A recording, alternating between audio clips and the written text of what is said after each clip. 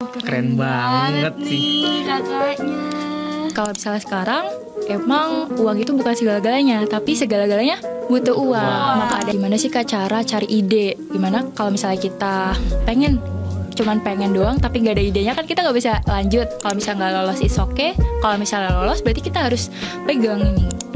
Terima kasih nih Kak. Makasih banget nih Kak.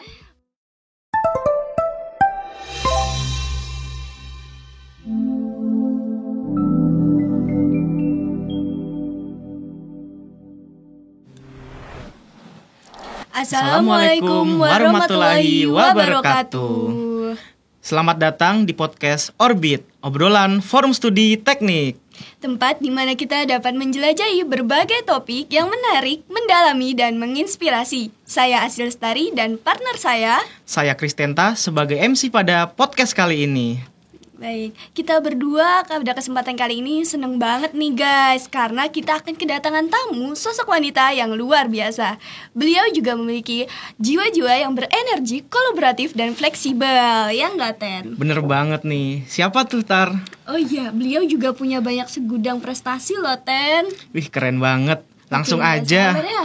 kita sambut Kak Sayu, Tristan, Anggun, Yunita. Hai Kak. Halo semuanya. Cantik banget nih kakaknya ya, Ten ya. Cantik Masya banget. Allah, Kak. makasih. Apa kabar Kak? Alhamdulillah dari aku baik. Kalau dari kalian gimana kabarnya? Baik banget dong Kak pastinya. Alhamdulillah kalau gitu. Oh iya Kak, terima kasih banyak telah meluangkan waktu, telah hadir di podcast kali ini Kak. Aku juga ngucapin terima kasih banyak buat teman-teman panitia FST yang udah undang aku untuk datang dan sharing ke teman-teman semuanya soal apa nih tema yang mau kita bahas hari ini ya, yang nanti mungkin masih akan dibacakan oleh MC kita. Oke. Baik guys, pada kesempatan kali ini kita akan membahas seputar Lomba Karya Tulis Ilmiah atau biasa dikenal dengan LKTI. Oke nih Kak, sebelum kita masuk ke pembahasan yang lebih dalam lagi, boleh nggak sih Kak sharing-sharing dulu nih tentang pengalaman Kakak di LKTI dan bidang apa aja nih Kak? Oke, sebelumnya aku izin kenalin diri dulu ya. Halo semuanya, halo juga dari pendengar Orbit. Kenalin, nama aku Sayu Trisyangunita dari Prodi Biologi FSM Undip angkatan 2020. Jadi aku adalah salah satu finalis dari PKMRE Pimnas ke-35 tahun 2022. Dan itu LKTI-nya berarti basisnya adalah PKM atau Program Kreativitas Mahasiswa. Kan kalau LKTI kan banyak banget ajang lombanya. Dan kalau dari aku sendiri menekuni bidang PKM itu. Dan PKM riset eksakta sesuai dengan minat studi biologi. Wow, Keren banget nih sih. kakaknya. Mungkin Ten kamu ingin menanyakan untuk kita memasuki pembahasan ini? Boleh. Aku pengen nanya nih Kak. Tujuan Kakak ikut lomba LKTI itu apa sih Kak dalam pendidikan Kakak? Oke, jadi memang kalau dari aku selalu punya prinsip dalam hidup bahwa kita tuh nggak melulu spontan sejalan sama stagnan di suatu jalan gitu ya. Kita harus punya tujuan lain lah, biar nggak melulu di skill akademik, dan skill non akademik pun juga harus digali. Kalau LKT ini kebetulan sesuai dengan minat studi yaitu biologi. Untuk tujuan utamanya pasti untuk sebagai dasar dari penelitian berikutnya. Kalau misalnya dari aku kan banyak riset-riset yang harus dilakukan, mulai dari kerja praktik, terus dari KP, magang, dan sampai skripsi, semuanya basicnya research semua. Maka dari itu dengan LKT ini sebagai base awal. Kalau misalnya teman-teman tahu, angkatan 2020 itu adalah angkatan online, dimana kalau misalnya aku pribadi tuh good skill laboratorinya masih kurang. Dengan ikut LKT ini, waktu tahun 2022 adalah awal aku buat terjun langsung di laboratorium buat belajar caranya split plate, caranya untuk handling hewan coba kayak gimana. Itu aku baru belajar setelah ikut LKTI. Jadi yang pertama untuk menambah wawasan dan sebagai informasi studi lebih lanjut. Terus yang kedua itu pasti menambah relasi. Karena dengan ikut LKTI ini, relasi kita tuh pasti relasi yang berkualitas, betul? Bukan cuman relasi yang kita cuman ngobrolin hal biasa, info biasa. Kalau misalnya KTI kita base-nya adalah ngobrolin sesuatu yang berdaging gitu ya. Terus yang ketiga itu pasti adalah untuk mendapatkan si rewardnya ini. Kan biasanya kalau LKTI kan rewardnya macam-macam. Bisa dari piagam ataupun uang pembinaan. Balik lagi, kalau misalnya sekarang emang uang itu bukan segala-galanya, tapi segala-galanya butuh uang. Maka dari itu dengan aja LKTI ini, dan kalau misalnya kita menang, itu adalah sebuah jackpot. Kalau misalnya kita menang, berarti kita otomatis dapat uang pembinaannya. Disitulah privilege kita bisa dapetin, dan LKTI itu memang bisa dibilang menarik banget, bisa digali dari segi manapun, gak cuma dari sains doang, tapi dari beberapa ilmu studi lainnya. Itu aja mungkin dari aku. Ih, keren banget. Keren banget kakaknya. Dari online mengambil keputusan untuk lebih memperdalam lagi nih Ten. Oh iya kak, kan dari ketika kita ingin memulai LKTI, kita harus menentukan topik. Nah, biasanya tuh apa ya, zaman sekarang tuh kita bingung menentukan topiknya. Dan itu bagaimana ya kak, biar kita bisa tepat gitu memilih topiknya dan sesuai. Oke, good question ya, karena ini udah jadi pertanyaan yang lazim gitu untuk anak-anak yang, kak gimana sih kak cara cari ide, gimana kalau misalnya kita cuman pengen doang tapi nggak ada idenya, kan kita nggak bisa lanjut. Iya, Nah, benar. kalau misalnya dari aku ada beberapa tips yang bisa aku kasih. Yang pertama adalah pahami urgensi nasional tuh kayak gimana. So, for your information, kalau dari aku tuh pernah ikut LKTI, ya PKM juga, tapi tahun 2020 pas aku masih cimit-cimit gitu ya, masih baru masuk, masih belum tahu gimana caranya, apa aja laboratoriumnya, belum tahu alat dan bahannya kayak gimana, aku ajuin dengan perasaan yang nekat gitu ya. Tapi waktu itu aku ngajuinnya dengan topik microbial fuel cell atau mengubah energi mikroba jadi energi listrik. Dan pada waktu itu pemerintah itu masih urgensinya adalah COVID, betul? Betul, Kak. Iya, masih pandemi. Jadi setelah pengumuman keluar, itu semuanya memang basicnya COVID semua. Itu biodegradable masker lah, entar itu vaksin atau obat yang sistem imun, semuanya berbasis kayak gitu. Maka dari situ aku kayak mulai ambil kesimpulan, oh berarti pemerintah lihat urgensinya apa. Apakah yang kita bawa itu bisa berkelanjutan atau enggak, bisa substan atau enggak di era itu. Terus itu yang pertama, urgensi. Kedua, harus berdasarkan kompetensi dan kemampuan kita. Kenapa aku bilang gini? Kalau misalnya aku nih minta studi kan biologi, misalnya aku nekat mau ambil bikin sebuah aplikasi. Tentunya kalau misalnya itu LKTI-nya base-nya adalah aku sendirian, itu aku nggak bisa untuk realisasikan. Karena di matkul biologi nggak ada sama sekali bahas soal programming atau tentang codingnya, nggak ada sama sekali. Maka dari itu, beruntunglah kalau LKTI itu adalah bisnisnya tim. Kita bisa gandeng anak Infor, kita bisa gandeng anak Tekom, kita bisa berkolaborasi bersama. Mungkin aku kontribusinya bukan dari segi aplikasi, tapi dari segi isinya apa. Isinya itu aplikasinya soal penghijauan kah, atau mungkin reduce, reuse, recycle dari sampah gitu ya. Itu bisa aku manage, tapi dari segi aplikasinya aku nggak bisa. Jadi maka dari itu topik itu harus sesuai dengan kemampuan dan kompetensi kita, mau arahnya kemana. Itu aja mungkin dari aku buat tips menentukan topik ya. Oke, Kak. Berarti sebelum kita menentukan topik juga kita harus tahu diri kita tuh sesuainya di mana, dan kita juga harus bisa menentukan partner kita tuh siapa. Betul. Seperti itu ya kak. Iya betul banget. Iya, keren banget nih, Kak. Terus aku mau nanya lagi nih, Kak. Gimana sih tata cara dan penyusunan laporan LKTI yang baik dan benar, Kak? Oke, jadi untuk tata cara secara general itu semuanya sama. Base-nya adalah pendahuluan, pembahasan, dan penutup. Tapi kalau misalnya dijabari lebih lanjut, kalau pendahuluan itu kan ada latar belakang. Latar belakang itu kalau misalnya kita base-nya adalah research, kayak tadi aku ambil PKMRE, itu sangat diperhatikan oleh dewan juri ataupun reviewer, karena gap research kita tuh ada di situ. Apa yang mendasari kita memilih topik itu ada di latar belakang. Jiwa penelitian kita ada di situ. Terus itu harus diperhatikan urut-urutannya mulai dari general sampai dengan spesifik. Kita harus spesifikin lagi sampai ke tujuan kita, produknya apa. Terus yang ada basic kayak biasa, rumusan masalah, tujuan, manfaat di bagian pendahuluan. Terus bagian pembahasan. Untuk bagian pembahasan sendiri itu kan kajian pustaka. Kalau misalnya teman-teman pernah bikin laporan praktikum, kan pasti ada tinjauan pustaka. Nah, di situ kita cantumin referensi-referensi yang didapat, entah itu jurnal nasional ataupun internasional.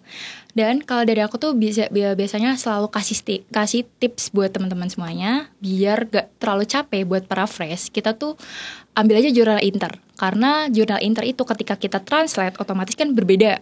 Udah berbeda dari kosakatanya, urutan katanya juga beda, pengartiannya juga beda.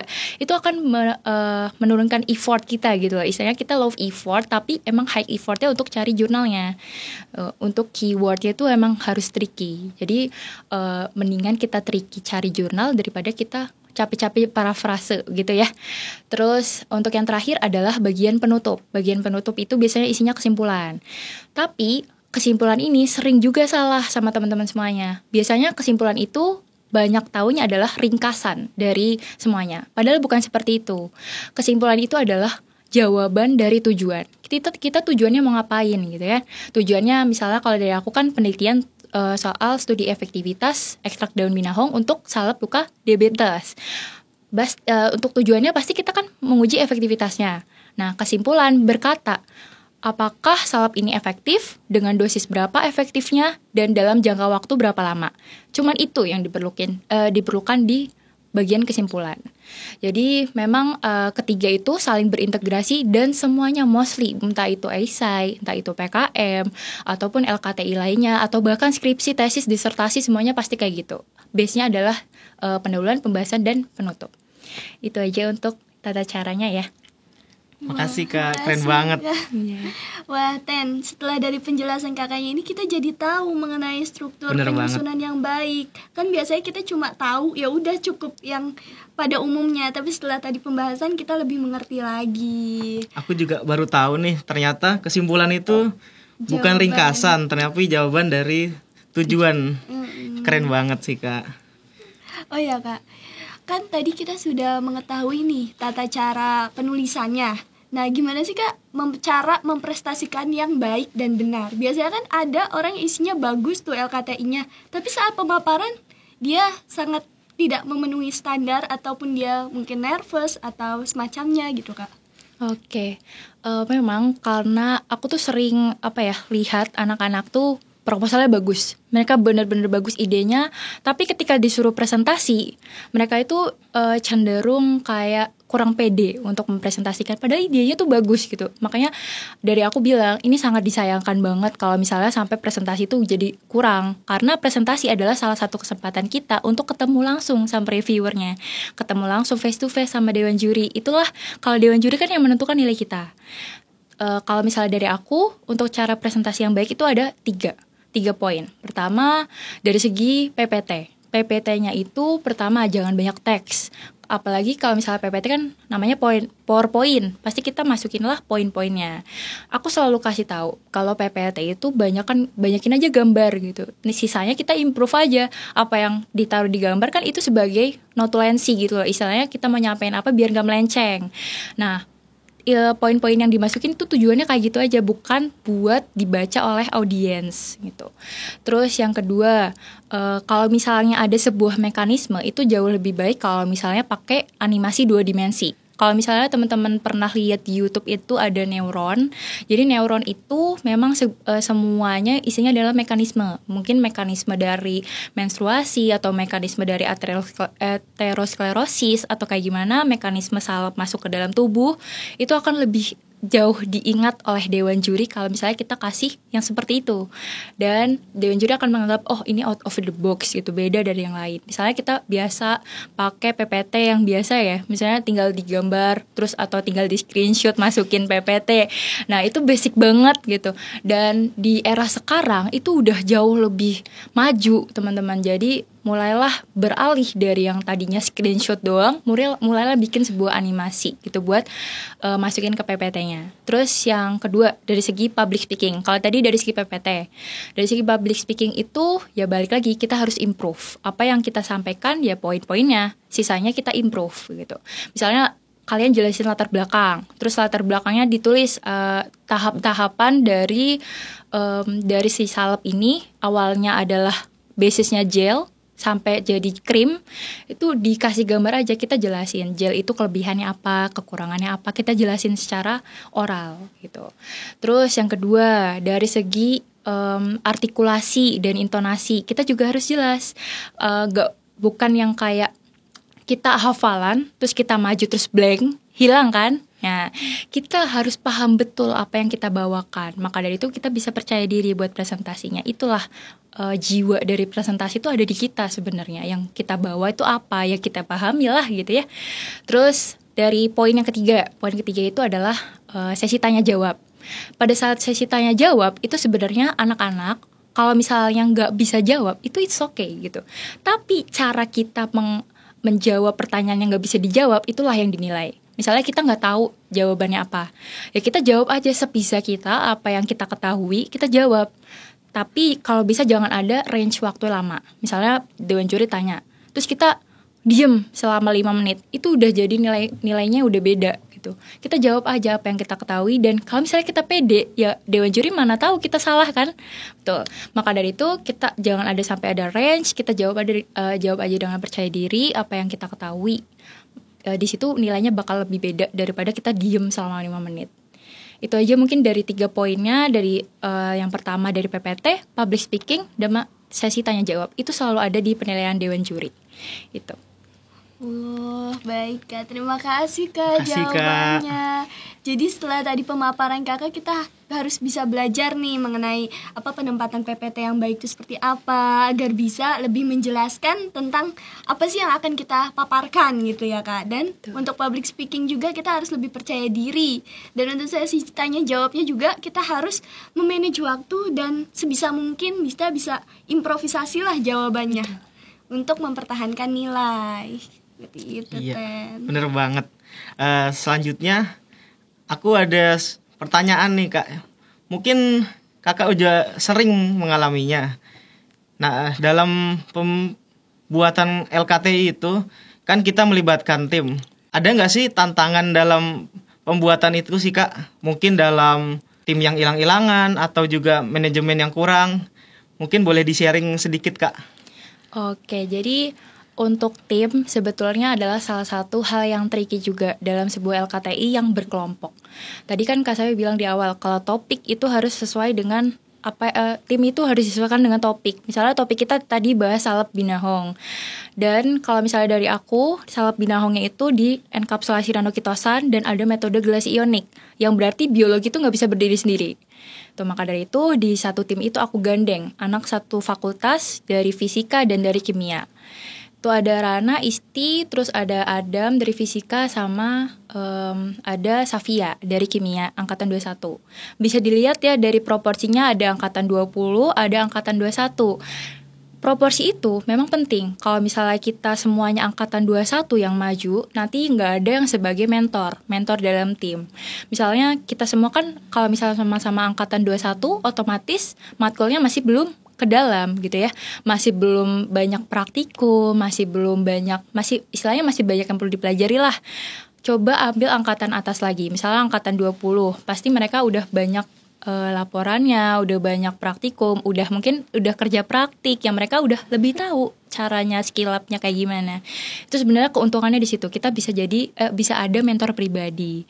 Terus untuk tantangan dalam tim itu ada, karena kita tim itu kan kalau misalnya dari PKM itu kan ada kurang lebih 1 tahun ya. Kalau dari awal buat proposal sampai dengan PIMNAS itu 1 tahun. Dari Januari sampai dengan Desember itu full. Tapi kalau misalnya dari aku tantangannya itu selalu adalah kesibukan masing-masing. Benar, kalau misalnya tadi hilang-hilangan. Kalau misalnya yang namanya hilang-hilangan, aku di awal udah buat MOU. Jadi MOU-nya itu ketika kita bikin, entah itu kita lolos atau enggak, kita harus patuhi gitu. Berarti kita udah punya tanggung jawab. Kalau misalnya nggak lolos is okay. Kalau misalnya lolos berarti kita harus pegang ini. Tuh, ambil proyek jangan banyak-banyak. Kalau misalnya di awal kan PKM kan awal banget. Kalau misalnya ini kita ada beban PKM gitu. Yang selanjutnya kita proyeknya jangan terlalu banyak. Organisasi juga dikurangin. Terus panitiaan juga di handle gitu ya. Itu kan bisa kendaliin dari diri kita. Tapi kalau misalnya hilang-hilangan itu ada waktu PIMNAS. Jadi waktu PIMNAS itu ada salah satu tim dari kita itu dia ngerasa insecure. Insecure karena apa? Karena dia ngerasa gak banyak kontribusi. Dan aku di situ nyariin karena PIMNAS itu kan rangkaiannya ketat ya. Antar kita tuh sampai malam nggak ada tidur di kamar di hotel, itu nggak ada. Kita semuanya onboarding, kita bareng, terus kita kumpulin lah PPT, kumpulin lah poster. Nah pas ngumpulin poster, si anak satu ini hilang gitu. Karena aku bingung ya, kalau misalnya cuma 4 ya kita otomatis punya 1 nih yang kita kalau misalnya mau submit harus full tim lah gitu ya. Terus di situ aku cari dan ternyata udah ketemu, kita face to face ngobrol. Kamu ada apa sebenarnya gitu. Ternyata dia ngerasa insecure karena nggak bisa desain. Sedangkan dia itu partnya bukan di desain, bukan. Dia partnya ada di laboratorium. Jadi per orang itu punya job desk masing-masing gitu. Jadi aku bilang, it's okay kalau misal kamu gak bisa desain, it's okay. Kan kita ada berempat nih, berempat lainnya bisa backup. Jadi kamu harus juga sadari kalau misalnya pas awal kamu juga banyak effort di laboratorium. Jadi disitulah dia udah mulai sadar, oh iya ya gitu, aku juga udah effort dan lain-lain. Dan alhamdulillah kita balik lagi berlima.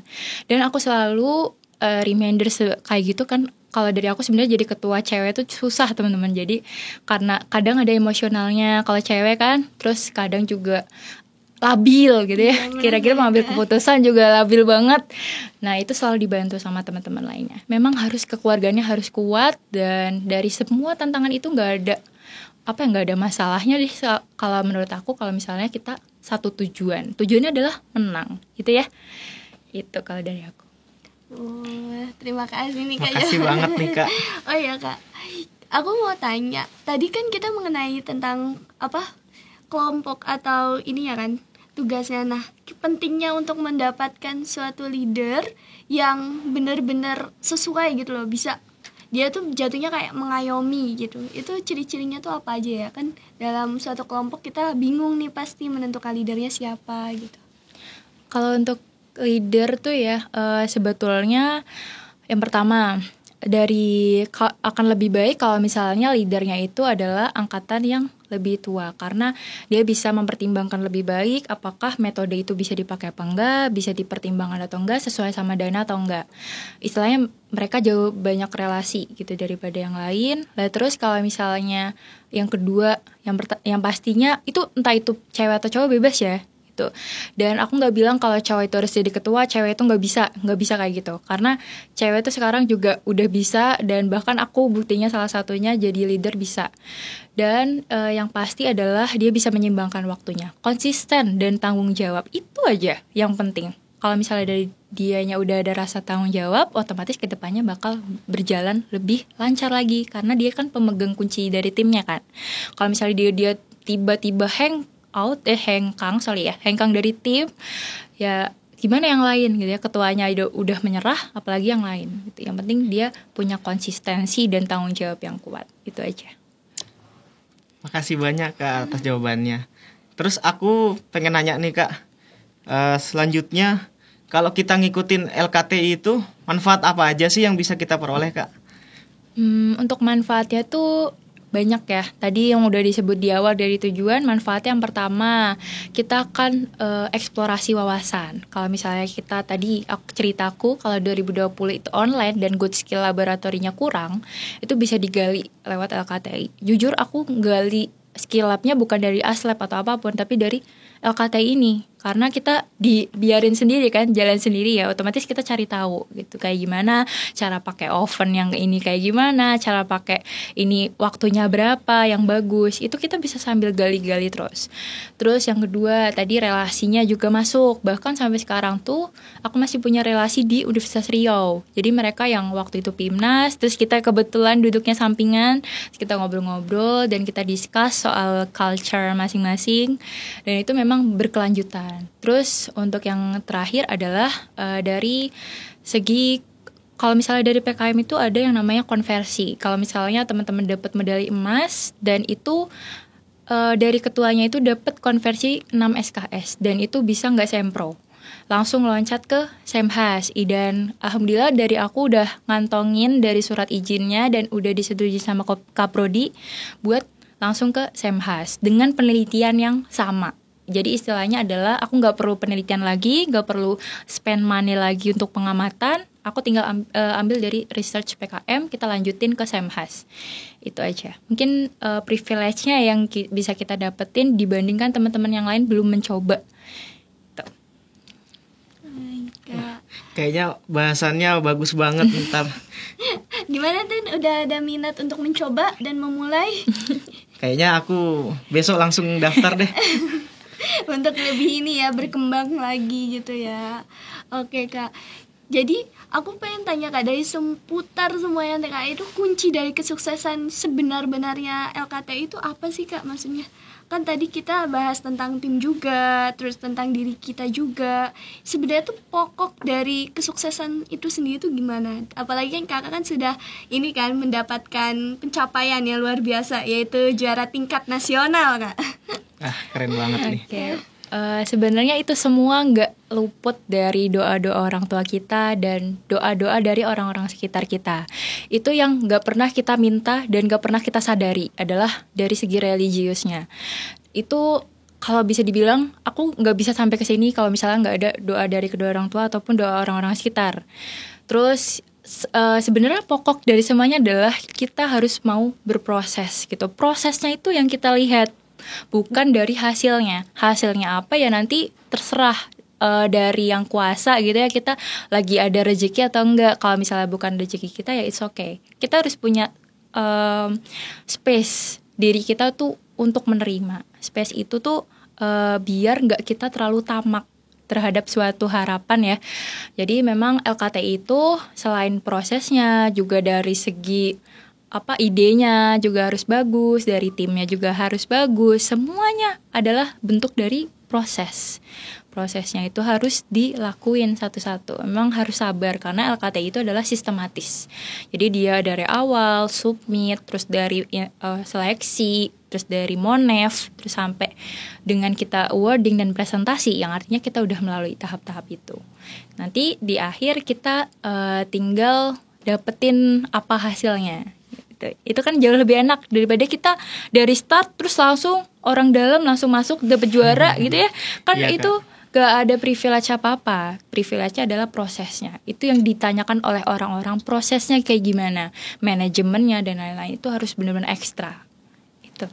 Dan proses itu sendiri biasanya berefek pada diri kita juga kan ya kayak. Iya benar banget, berefek, dan kita tentunya akan jadi jauh pribadi yang jauh lebih baik ya, aku kira ya, karena di situ kita bisa proving diri kita. Kita bisa latihan di tempat, kita bisa latihan berkompetisi sama orang-orang yang istilahnya jauh lebih keren gitu ya. Idenya keren, apa yang mereka bawakan juga keren, dan public speakingnya keren. Kita bisa beradu sama mereka. Itu privilege-nya yang kita dapat.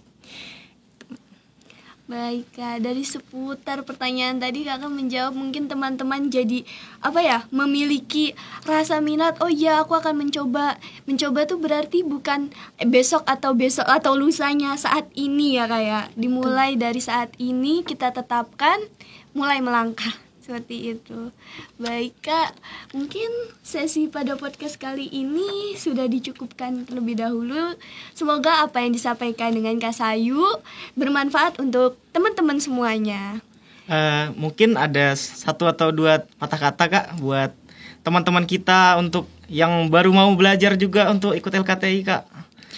Oke, untuk 1-2 patah kata sebagai closing statement adalah buat teman-teman semuanya yang mungkin masih comparing yourself with another, stop lah.